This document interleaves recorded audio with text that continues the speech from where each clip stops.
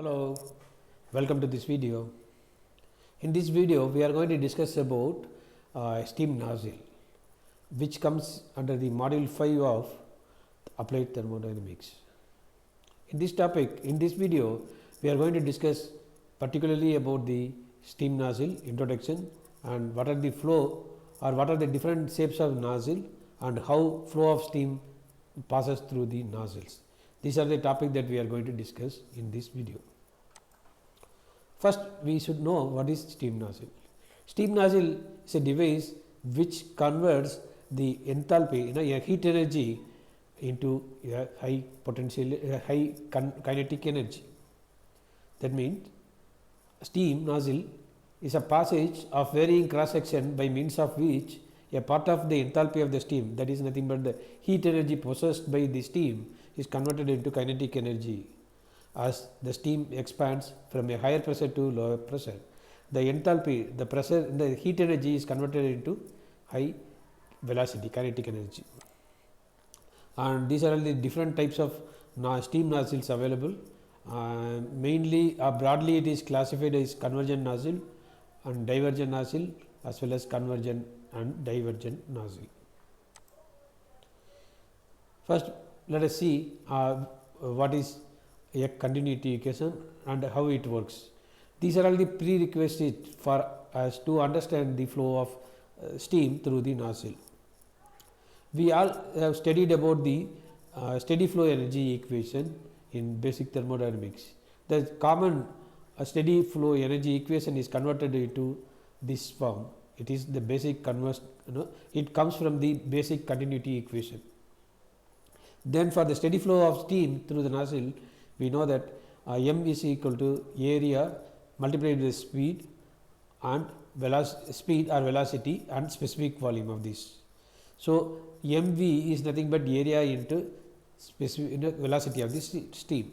So, since its energy as per the first law of thermodynamics, mass flow rate of the steam remains constant throughout the system.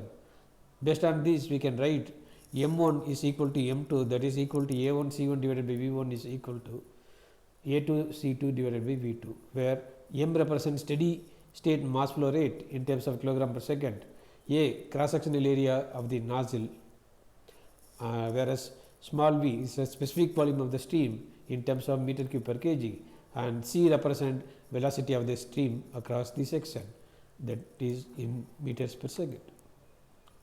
And to go further, we need to assume certain things. The following assumption we need to make it to decide to identify what is the velocity of flow of steam when it passes through the nozzle. The assumptions are: the steam flows through the nozzle without any work or heat transfer. That means doesn't perform any work. Whatever heat enters here, it goes out. The same energy will go out. Only that energy is converted into kinetic energy. The second one is there is no frictional losses. That means frictional forces are assumed to be neglected. And when we can use this one from the steady flow energy equation of basic thermodynamics, we can come to this one: h1 plus c1 square divided by 2 is equal to h2 plus c2 square divided by 2. And from this we can calculate c2, the exit velocity, is equal to square root of 2 into h1 minus h2 plus c1 squared, where c1 square is the velocity of the steam at the initial and where c2 is the velocity of steam at the exit.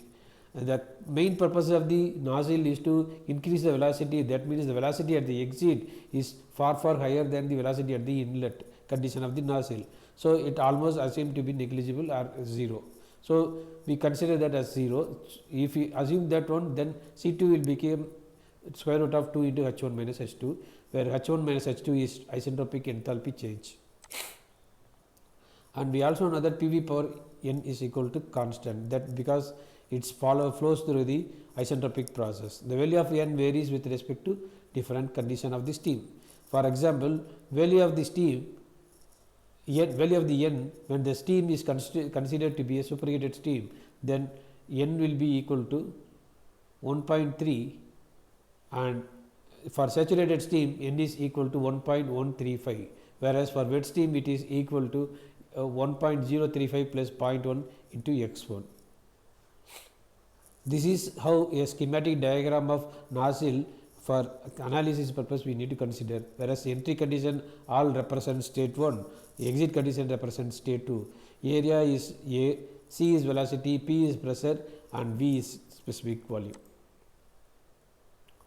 As the steam pressure drops while passing through the nozzle, its enthalpy reduces. Since P decreases, enthalpy will also decreases.